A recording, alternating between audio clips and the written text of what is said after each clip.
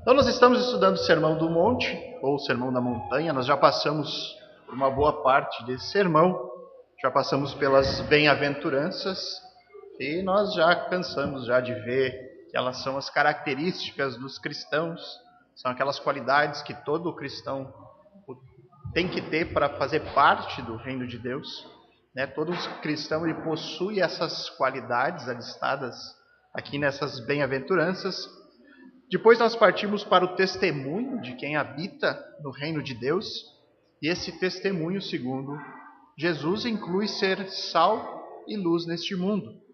Nós vimos pelo estudo do texto que o sal ele possui o sentido de que o cristão ele atua como um conservante no meio onde ele vive.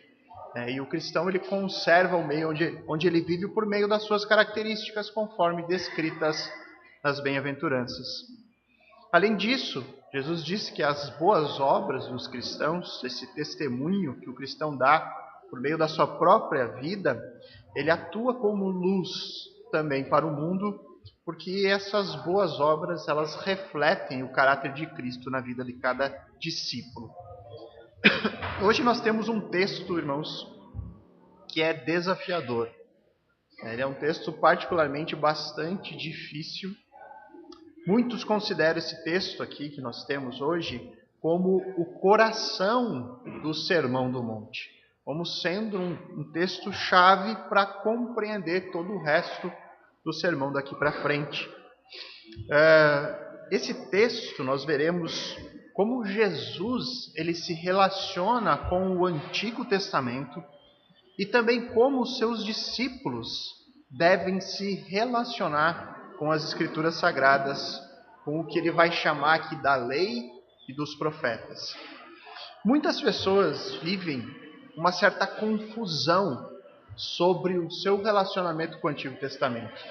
Há bastante dificuldade de entender o que do Antigo Testamento nós devemos guardar e o que nós não devemos mais guardar. O que nós temos que obedecer e aquilo que não precisa mais ser obedecido. Será que nós temos que guardar o sábado, como manda o Antigo Testamento, ou isso não precisa mais ser feito? Será que nós temos que dizimar, como diz a lei do Antigo Testamento, numa igreja, ou nós não precisamos mais fazer isso?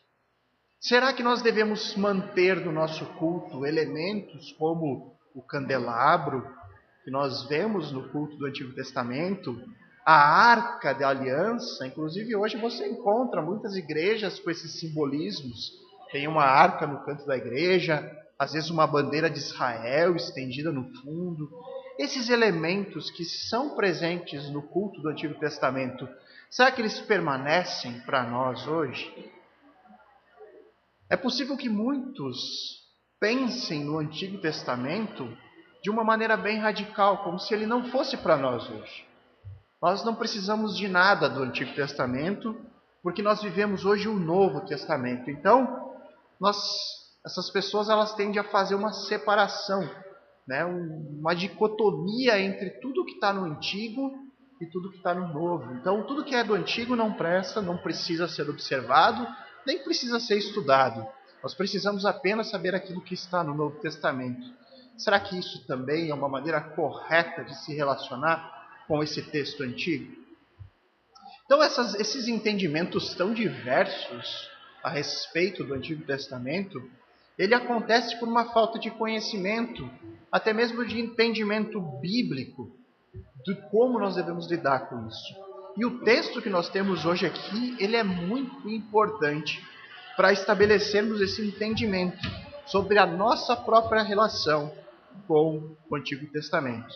Então nós faremos a leitura do texto e depois nós vamos analisar os versos 17 e 18, que tratam do relacionamento de Jesus com o Antigo Testamento, e depois os versículos 19 e 20, que vão falar do relacionamento dos discípulos com essa mesma Escritura.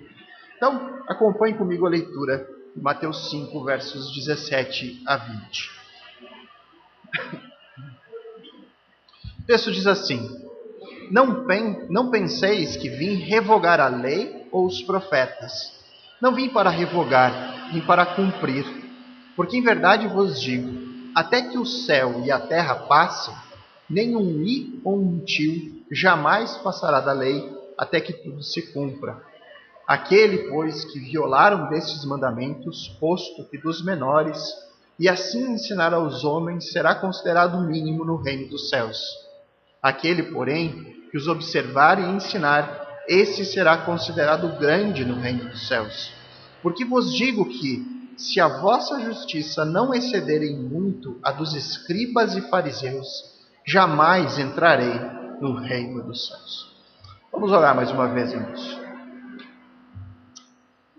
Bondoso Deus, querido Pai, nós estamos diante de um texto extremamente difícil das Escrituras e nós precisamos de Ti essa noite para compreender esse texto da maneira correta, de uma maneira equilibrada, da maneira com que o Senhor teve a intenção de passá-lo aos seus discípulos, Pai. Deus, nós sabemos que na Palavra de Deus nós temos inúmeras pérolas e pedras preciosas que, para serem alcançadas, é necessário de trabalho, é necessário dedicação, Deus. Então nos ajuda aqui essa noite com aquilo que nos cabe a nós ao transmitir o texto bíblico, mas que principalmente o Senhor venha com o seu Espírito, nos dando real entendimento, nos dando convencimento da Palavra de Deus, para que ela se torne frutífera, se torne vida em nossas vidas, Pai. Nós nos colocamos com um profundo temor no coração diante de Ti, diante do texto, que as nossas atenções estejam todas voltadas apenas para isso, para essa análise cuidadosa do texto, e que a gente possa sair daqui conhecendo mais da Palavra de Deus do que conforme a gente entrou. Nós oramos em nome de Cristo. Amém. Irmãos, vou pedir uma coisa especial a vocês aqui essa noite. Dediquem a máxima atenção possível às explicações e ao texto bíblico. Hoje é o tipo de texto que, se você perder alguns minutos da explicação, você provavelmente não entenderá todo o resto que virá pela frente.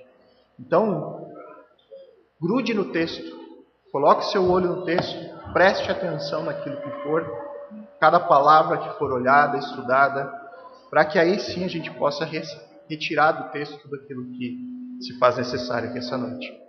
Então, em primeiro lugar, vamos ver a relação de Jesus com o Antigo Testamento. É difícil de eu manter o tom. Eu sei noção total de se eu falo alto ou baixo. Então, verso 17 e 18. Jesus diz assim: não penseis que vim revogar a lei ou os profetas. Não vim para revogar, vim para cumprir. Porque em verdade vos digo, até que o céu e a terra passem, nenhum i ou um tio jamais passará da lei até que tudo se cumpra. Então o texto começa com não penseis, ou jamais pensem. É possível que Jesus aqui ele esteja corrigindo alguma interpretação errada a respeito da natureza do reino. O reino que nós vimos já foi inaugurado com a chegada de Jesus, a chegada do Messias. Apesar de que até o momento Mateus ele não relata nenhuma acusação em relação a isso. Mateus não relata nenhum entendimento errado até o momento sobre as questões do reino. Alguns teólogos afirmam que muitos judeus da época de Jesus, eles acreditavam que a lei ela poderia ser colocada de lado quando o Messias chegasse ao mundo, e aí o Messias introduziria uma nova lei.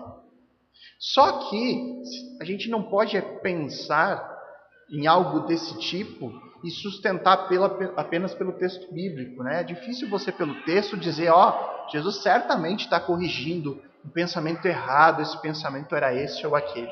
O texto não nos informa. Então nós devemos entender essas palavras iniciais como um artifício de ensino de Jesus que ele usou para esclarecer todas as questões que envolvem o seu reino. Né? Fazendo isso, ele automaticamente eliminaria interpretações erradas que pudessem existir. Então ele vai dizer, nunca pensem isso que eu vou falar agora. Não passe pela cabeça de vocês que eu vim até o mundo para revogar a lei e aos profetas. O verbo vim aqui, usado na palavra de Deus, escolhido aqui por Mateus, ele é muito usado em outros textos para falar da vinda de profetas. E a escolha de Mateus, por essa palavra específica no grego que diz aqui vim, certamente é intencional da parte do apóstolo, e ele quer informar a nós aqui que Jesus ele veio a este mundo como vieram os profetas, com um propósito muito bem estabelecido. Jesus havia sido enviado em uma missão. E essa missão que Jesus veio a este mundo não era revogar a lei e aos profetas. Revogar também pode ser traduzido como destruir. Então, já o termo lei ou os profetas, lei e profetas, ele é um termo bem comum nas Escrituras para falar acerca da palavra como um todo. Então, como até esse momento o Novo Testamento ainda não havia sido escrito, Jesus está afirmando aqui que a sua missão não era abolir, destruir, revogar o Antigo Testamento. A sua missão não era revogar essas coisas, as Sagradas Escrituras, mas sim cumpri-las. E aqui mora o grande desafio que nós temos em relação ao texto. Qual o significado de cumprir? O que Jesus tem em mente quando ele afirma que a sua missão não era cancelar, destruir, abolir, revogar as antigas Escrituras, mas cumprir essas antigas Escrituras? Jesus veio cumprir no sentido de obedecer totalmente a lei e os profetas? Jesus veio no sentido de cumprir com o sentido de confirmar o Antigo Testamento?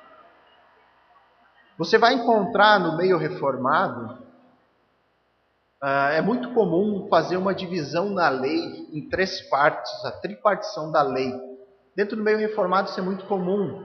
Eles dizem que a lei pode ser dividida em 3 partes, que é a lei civil, a lei cerimonial e a lei moral. Então todos os conjuntos de normas, de regras que Deus entregou por meio de Moisés à nação, pode ser encaixado numa dessas categorias. Há leis que regem a nação, o estado civil, há leis que estão ali para cumprir as suas questões cerimoniais, de culto, e há regras que são morais, que lidam com a nossa moralidade, com o certo e errado entre os homens. Então, isso é bem bom em termos didáticos de explicação, tá? Mas não há essa divisão na lei. A lei é uma só, a lei foi entregue por Deus e não há essa divisão. Mas aí muitos do meio reformado dizem assim, olha, há essa divisão na lei. E aí Jesus ele veio cancelar a lei civil, a lei cerimonial, e o que ele veio cumprir foi toda a lei moral. Então ele veio confirmar a lei, a parte moral da lei. Mas se nós pegarmos a palavra cumprir no original, nós vamos pegar ela sendo usada também como encher, como completar ou como realizar. Tem uma tradução em português da Bíblia chamada Nova Tradução da Linguagem de Hoje, a famosa NTLH. Eu nunca recomendo para ninguém essa Bíblia. Eu digo, você vai escolher uma versão, deixa essa de lado, escolhe as outras. Mas ao consultá-la eu me surpreendi com a tradução que eles escolheram, porque faz muito sentido com o texto original. Ele diz assim: não pensem que eu vim para acabar com a lei de Moisés ou com os ensinamentos dos profetas. Não vim acabar com eles, mas vim para dar o seu sentido completo. A melhor maneira de nós entendermos de que forma Jesus cumpre a lei e os profetas é compreendendo, irmãos, que todo o Antigo Testamento aponta para Cristo. Tudo que foi escrito no Antigo Testamento apontava para Jesus. Tudo que foi escrito na lei e nos profetas foi escrito para revelar o Messias. E que por isso, irmãos, é que Jesus ele é o cumprimento da lei e dos profetas. O Messias, ao vir a este mundo, ao vir, conforme o Antigo Testamento anunciou que ele viria, conforme todo o Antigo Testamento apontava para essa sua vinda, isso fez, na vinda de Cristo, com que ele cumprisse tudo aquilo que havia sido dito. Um argumento final em favor dessa interpretação. Voltem ali no capítulo 2 de Mateus.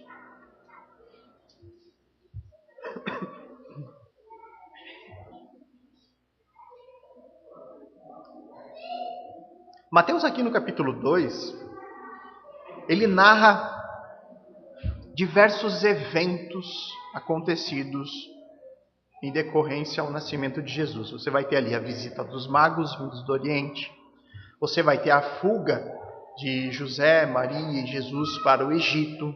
Você vai ter ali o texto, que aqui o subtítulo na minha Bíblia está a matança dos inocentes, que é a morte que Herodes determina para todas as crianças da idade de Jesus, que se deveriam ser mortas. Depois você tem o evento da volta de Jesus, Maria e José do Egito, retornando ali para Jerusalém. E cada um desses eventos, Mateus ele cita que eles ocorreram para que se cumprisse o que fora dito por intermédio do profeta. Então veja ali no verso 15, por exemplo. E lá ficou até a morte de Herodes, para que se cumprisse o que fora dito pelo Senhor por intermédio do profeta. Do Egito chamei o meu filho. Ele cita o Antigo Testamento. Na matança de crianças igual, todos os eventos, Mateus cita isso. Que esses acontecimentos, cumprindo-os na vida de Jesus, haviam textos, profetas haviam falado sobre esses eventos no passado, e aqueles textos proféticos do Antigo Testamento, eles tinham o seu cumprimento completo na vida, nesses eventos relacionados ao nascimento de Jesus. Então, toda a lei, ela aponta para Cristo. Todos os escritos proféticos apontam para Jesus. O Antigo Testamento inteiro aponta para Cristo. Agora, em Cristo, com a vinda de Jesus, tudo o que foi escrito se cumpre. O que era sombra, agora se tornou realidade. Agora, em Cristo, nós podemos ver, nós podemos entender aquilo que havia sido profetizado. Desde Gênesis, Deus anunciou que um dia um Redentor, o descendente de Eva, viria e resgataria o homem do seu pecado. Gênesis 3, está lá. Desde Gênesis, Deus disse que viria um homem, descendente da mulher, e consertaria o problema causado pelo homem. Depois de Gênesis, Deus foi entregando mais e mais revelação acerca desse descendente. Deus foi revelando através dos profetas mais detalhes sobre essa vinda, mais detalhes sobre esse homem que viria. Mas mesmo com mais e mais revelação sendo entregue, mesmo depois de 39 livros, que é o que nós temos no Antigo Testamento hoje, mesmo com tanta revelação acerca desse homem que viria, não era possível ver completamente como seria. Mesmo você tendo todo o Antigo Testamento e lendo, você não conseguiria entender exatamente como seria essa vinda. Qual seria a natureza desse homem que viria, o que ele faria e tudo mais. Para entender completamente, nós precisaríamos ver isso acontecendo. E é aí que Cristo cumpre todo o Antigo Testamento. Jesus vem ao mundo e ele é a expressão exata de Deus. Jesus vem ao mundo e é a revelação perfeita do Pai. Em Cristo, tudo o que foi dito, de Gênesis a Malaquias, se cumpre. Me permita um parêntese aqui, só para dar uma relaxada aqui em relação a tanta informação. Vou contar um testemunho em relação à minha vida sobre esse texto específico na minha caminhada cristã.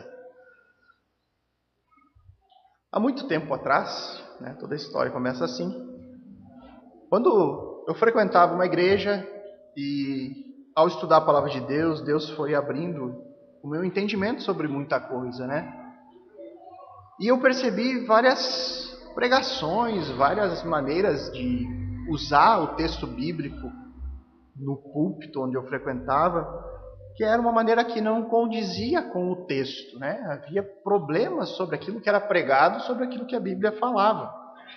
Então, eu comecei a questionar muito sobre essas questões. Eu até tinha um pastor que era amigo meu, que frequentava lá, e eu questionava principalmente o uso do Antigo Testamento para cobrar dízimo das pessoas, Então era muito frequente usar Malaquias 3:10, usar textos do Antigo Testamento para cobrar dízimo dos irmãos da igreja, e impor um percentual, e impor diversas coisas.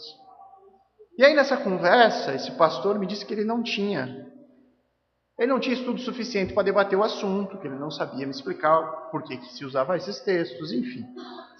E essa conversa que eu tive com ele logo chegou no pastor e na sua esposa, que eram os principais líderes dessa igreja.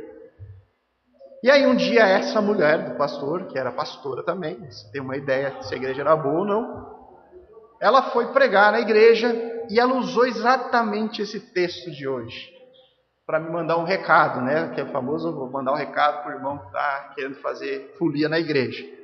E ela disse, eu me lembro muito bem as palavras, porque foi a última vez que eu entrei naquela igreja. Nunca mais fui lá, para a graça de Deus, eu não entrei mais lá. Mas eu me lembro muito bem da pregação. Ela usou esse texto, ela disse, olha, tem muitas pessoas aqui no meio que vêm dizer que o Antigo Testamento não vale mais.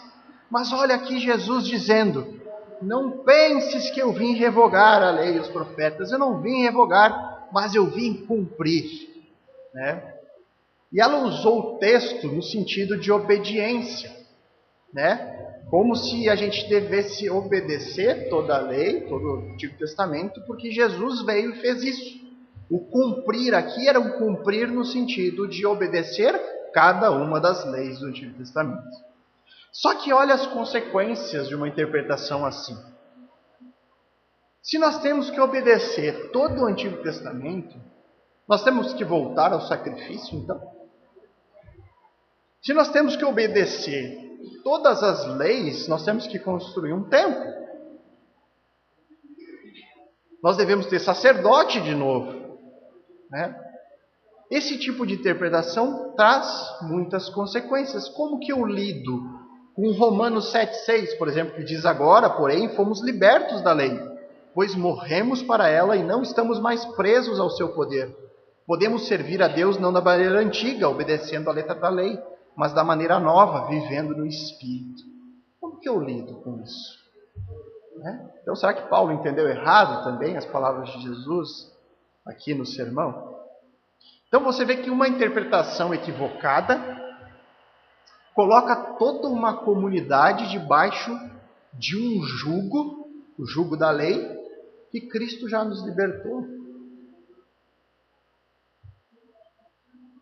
Fechando aqui o parêntese. Por isso que nós temos que ter muito cuidado, irmãos, com as nossas interpretações do texto. Imagina voltarmos, se eu finco o pé numa posição como essa, olha, nós temos que obedecer cada detalhe da lei. Então, como nós viveremos, irmãos? Por isso que nós temos que ter muito equilíbrio na maneira como nós interpretamos as Escrituras. No verso 18, Jesus explica, ele vai além. Por mais que as Escrituras se cumpram nele, Jesus diz, isso não significa que a sua autoridade, a autoridade do Antigo Testamento, esteja anulada.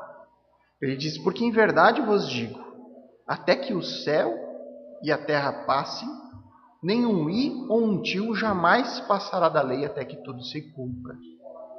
Sempre que Jesus usar isso, porque em verdade vos digo, se você já leu o Novo Testamento, você já deve ter percebido que Jesus usa isso várias vezes, né? Porque em verdade vos digo. Quando Jesus usa essas palavras, ele está aqui usando o artifício para te chamar a atenção para algo bastante importante que ele vai dizer.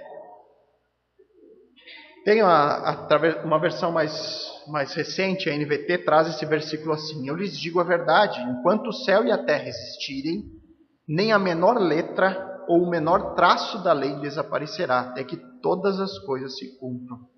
Jesus está aqui mantendo a autoridade do Antigo Testamento. Ele está dizendo, olha, até a menor letra, e aqui no português é posto I, a letra I, mas no hebraico ele usa aqui, no seu discurso, ele usa uma letra hebraica, o Yod, que é a menor letra do alfabeto hebraico.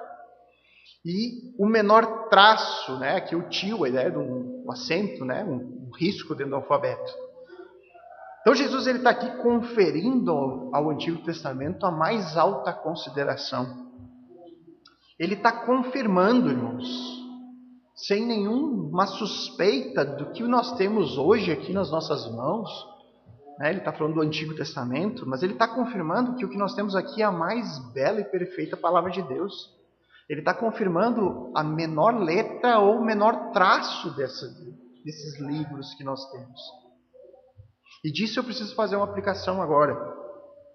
Se Jesus, irmãos, sendo o próprio Deus, ele confere o mais alto valor à menor letrinha das Escrituras, ao mais insignificante tracinho que possa conter aqui nesse livro, do I ao tio, como que nós devemos considerar esse livro que nós temos em nossas mãos? O que Jesus está dizendo aqui é que cada letra, cada acento, cada vírgula presente no texto possui a mais alta importância e nós devemos considerar cada uma delas. Significa que não existe uma única linha aqui nesse livro que não deva ser lida, que não deva ser estudada, ou que não seja importante ou alvo das nossas pregações aqui na igreja. Isso é um dos motivos, irmãos, que nos levam, como igreja, a optar pela pregação expositiva sequencial, do qual nós começamos no capítulo 1, versículo 1 de Mateus, e nós vamos encerrar apenas no último versículo deste livro, porque cada letra ou cada traço das Escrituras são importantes e precisam ser estudadas como a mais pura palavra de Deus. Ah, pastor, mas vai dizer que os 9 capítulos inicial de 1 Crônicas, você já leu, os 9 primeiros capítulos de Crônicas é só genealogia, vai me dizer que é importante, que tem que estar ali, Irmãos, estude o contexto, estude o porquê que esse livro foi escrito e você vai ver a importância dessa genealogia para aquelas pessoas que retornaram do exílio babilônico. Quando eu comecei a pregar Mateus, algumas pessoas, pastor, achei que você não ia iniciar no capítulo 1, verso 1, porque é a genealogia. Achei que não tinha tanta importância, e olha só quanta informação tinha. Cada palavra, cada vírgula, cada letra presente neste livro deve ser estudado, e ela é importante para nós. Jesus confirmou isso. Ele está dizendo, olha, a menor letrinha, o menor traço que você tem aqui, ele é importante. É a palavra do seu Deus. Então saiba de uma coisa, irmão. Se existe um texto na Bíblia que você não acha importante, que você, esse texto não devia estar aqui. O problema não é o texto, é você. Você ainda não entendeu a importância desse texto. Porque esse texto, ele é importante, por mais que você não ache. Agora, outro ponto importante a ser considerado. Jesus está nesse versículo colocando um prazo de validade. Ele está colocando toda a autoridade, a importância no Antigo Testamento. Mas ele estipula um prazo de validade para essa autoridade. Ele diz ali, enquanto o céu e a terra existirem, até que todas as coisas se cumpram. Enquanto o céu e terra existirem, significa até o fim da presente era. Nós sabemos que a Bíblia afirma que um dia Deus fará novo céu e nova terra. Deus terminará com tudo aquilo que a gente conhece como hoje e fará tudo novo. Até que tudo se cumpra, ele diz o texto, nós devemos entender até que tudo o que foi profetizado se cumpra. Nem todas as profecias do Antigo Testamento se cumpriram com o nascimento, morte e ressurreição de Jesus. Há muitas profecias do Antigo Testamento que tratam da segunda vinda, do reino milenar, do período futuro. Então, enquanto houver uma única promessa de Deus em aberto no Antigo Testamento, a autoridade dele permanece inalterada, até que tudo o que foi profetizado se cumpra. Até que essa era termine, o Antigo Testamento terá autoridade sobre nós. Puxado? É difícil? Esse é, irmãos, um texto um pouquinho mais denso, que necessita um pouco mais de explicação do que normalmente, mas é importante para o caminhado do Evangelho de Mateus. Então, sobre essa relação de Jesus com o Antigo Testamento, guarde a informação fundamental. O Antigo Testamento se cumpre em Cristo. Por quê? Porque tudo que foi escrito na lei e nos profetas apontava para Jesus.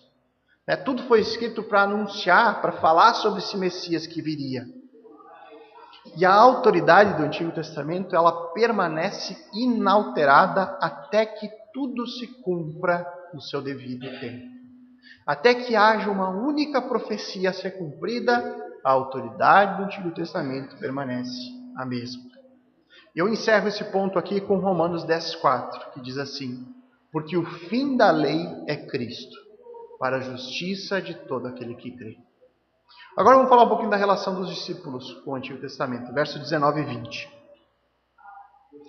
Aquele, pois, que violar um destes mandamentos, posto que dos menores, e assim ensinar aos homens, será considerado o mínimo no reino dos céus.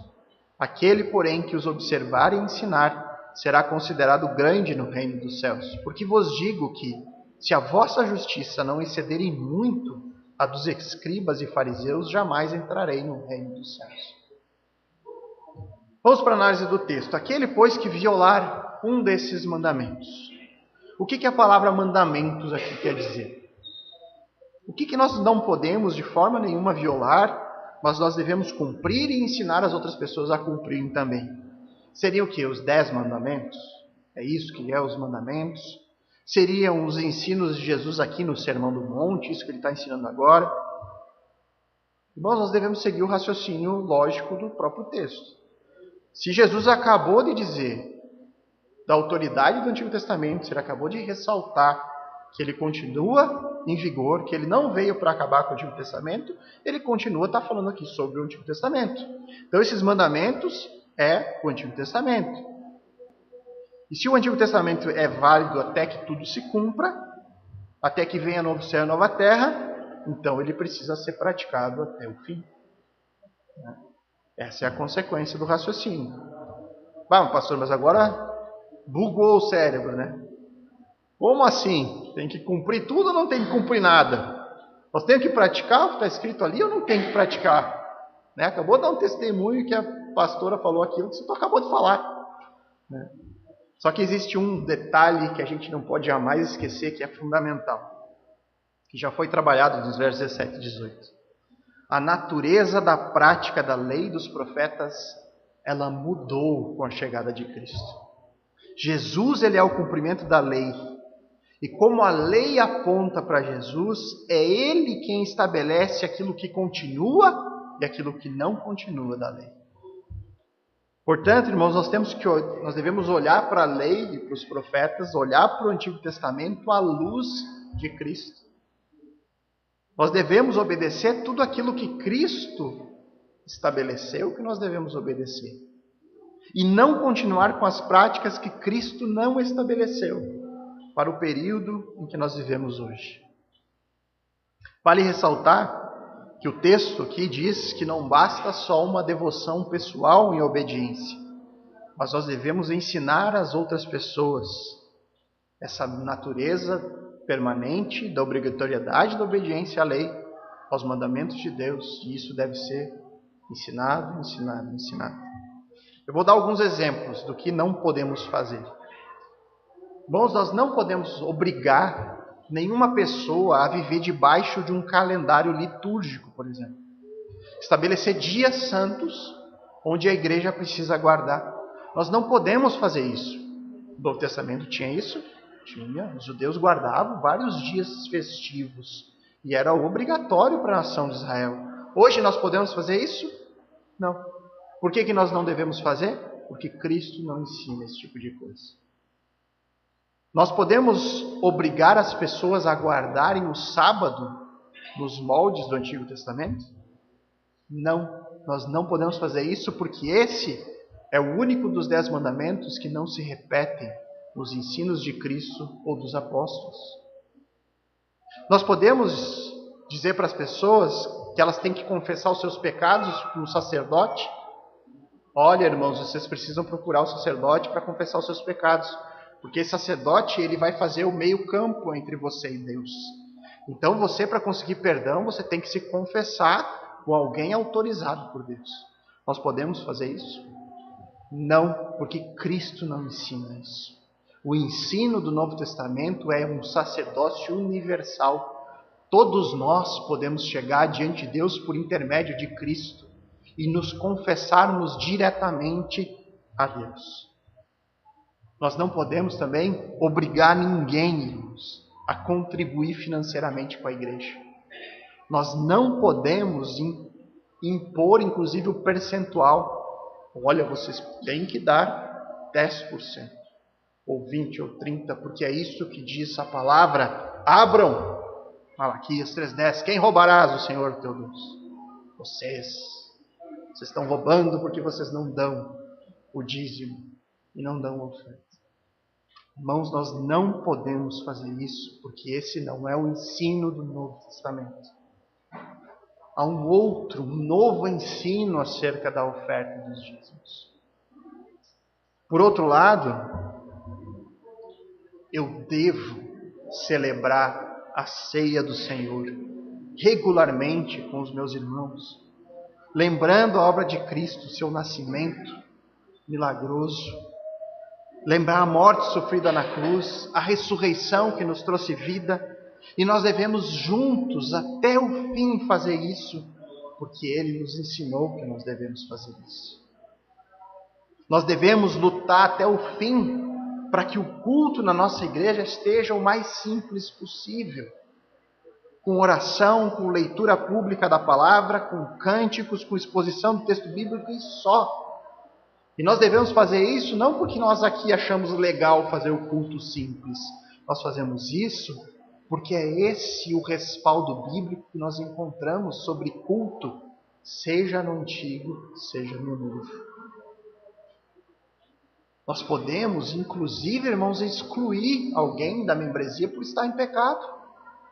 Porque isso foi ensinado por Jesus em Mateus capítulo 18. Isso foi reforçado pelo apóstolo Paulo nas Escrituras.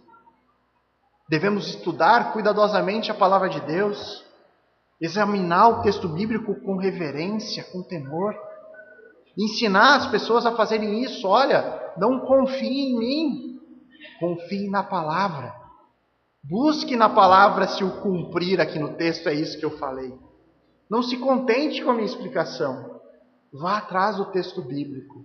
Olhe se isso realmente faz sentido para você.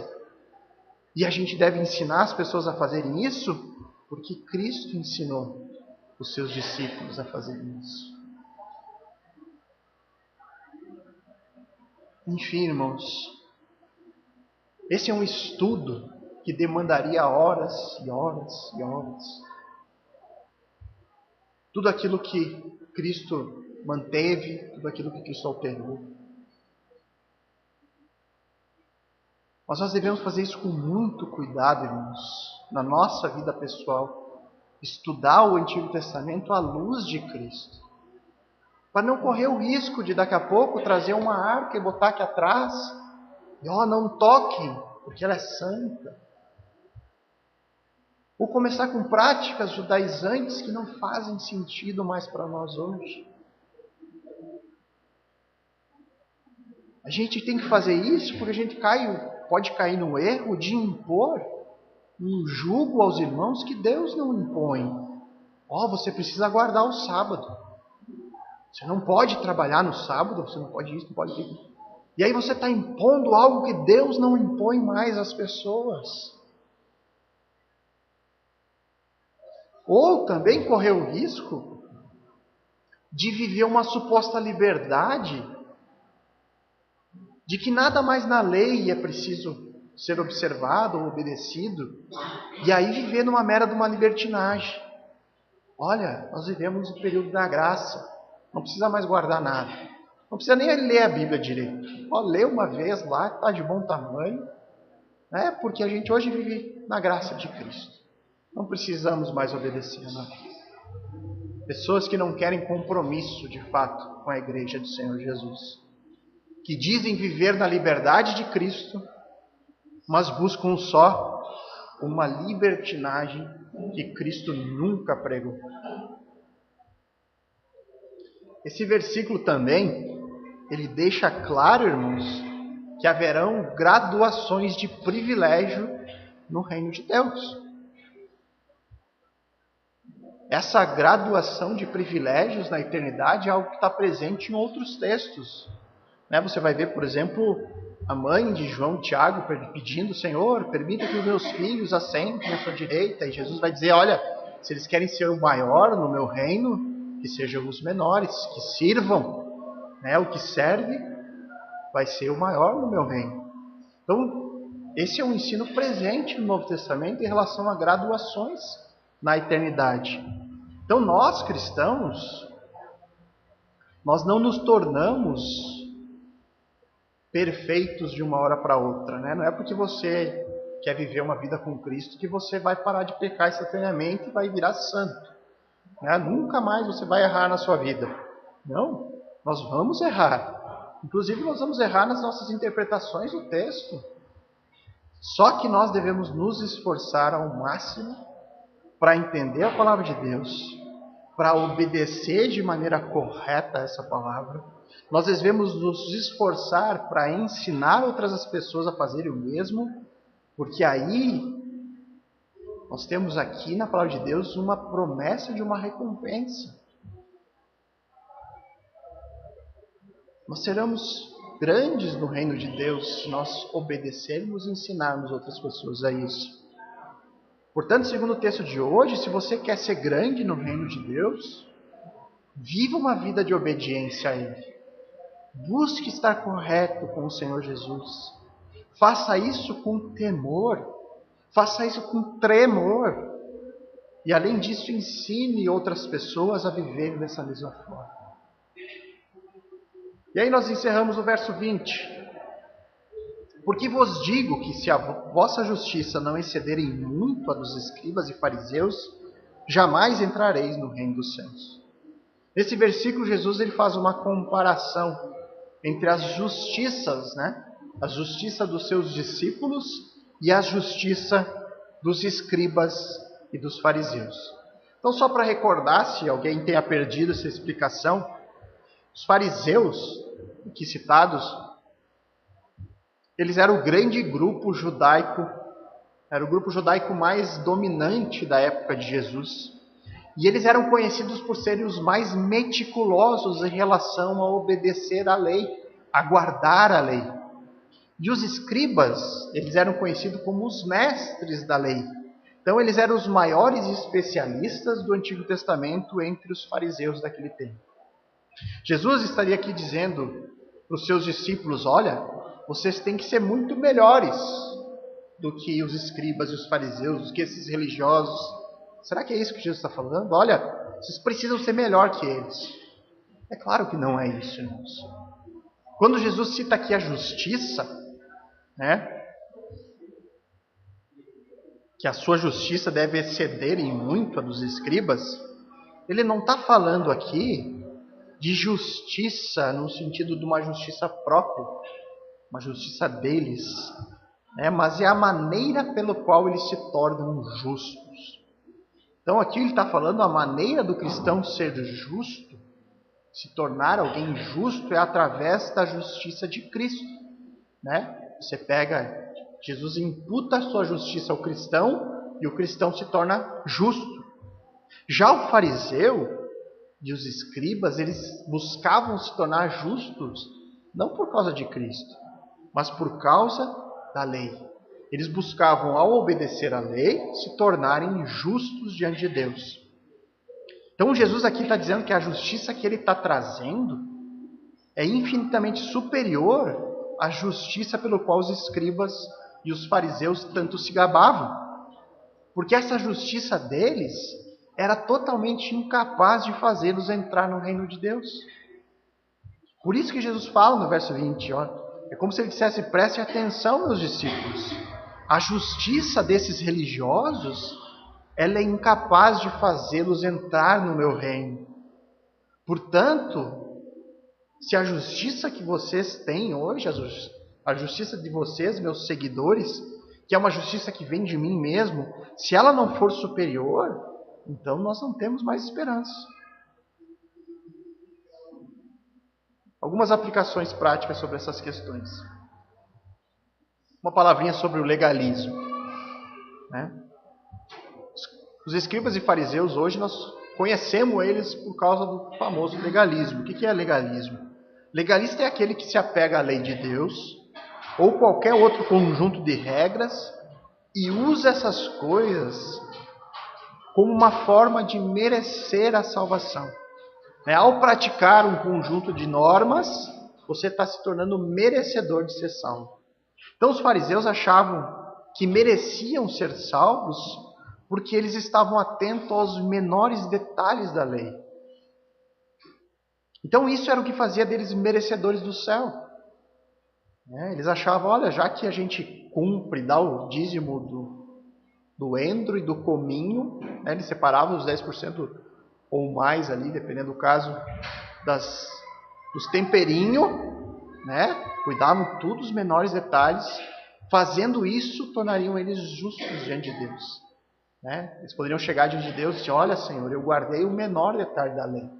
Eu cumpri tudo aquilo que precisava ser cumprido.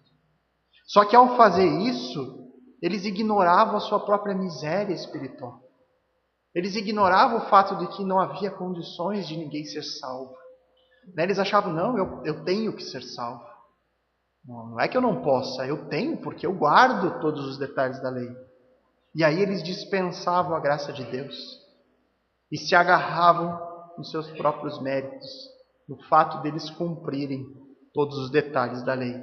E esse é um assunto que a gente precisa ter o máximo de cuidado nos nossos dias, porque nós podemos cair em erros semelhantes.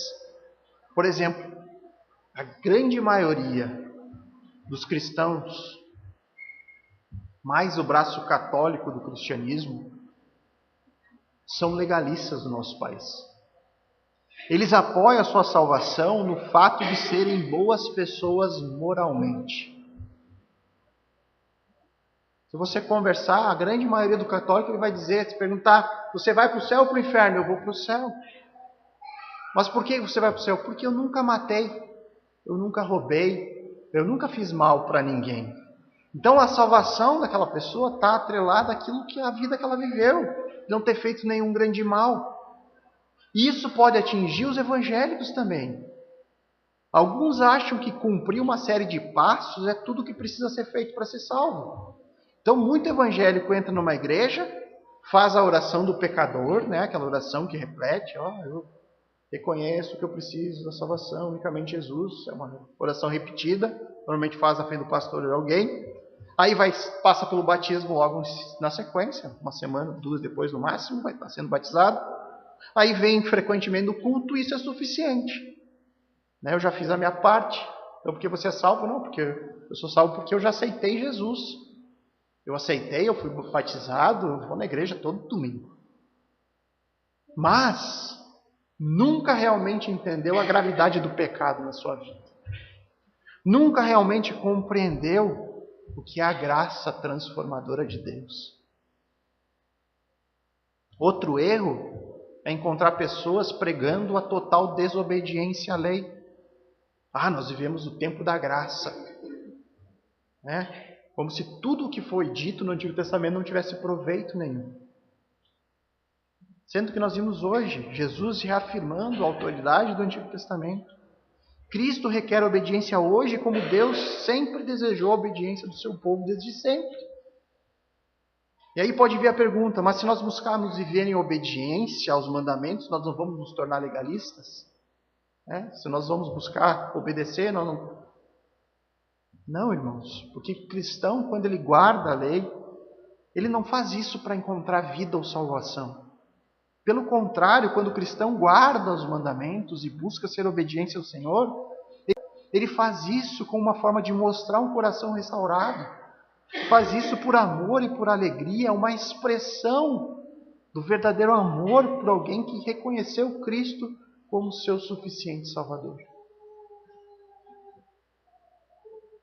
Isso nos leva a outra aplicação. Não pense que os mandamentos de Cristo são mais leves do que a lei que foi entregue por Deus a Moisés. Não pense isso, irmãos. Nosso assunto para as próximas semanas vai falar muito sobre isso. A lei diz, não matarás. Cristo diz, se você se irar com o seu irmão no seu coração, você já está sujeito ao julgamento. A lei diz, não adulterarás.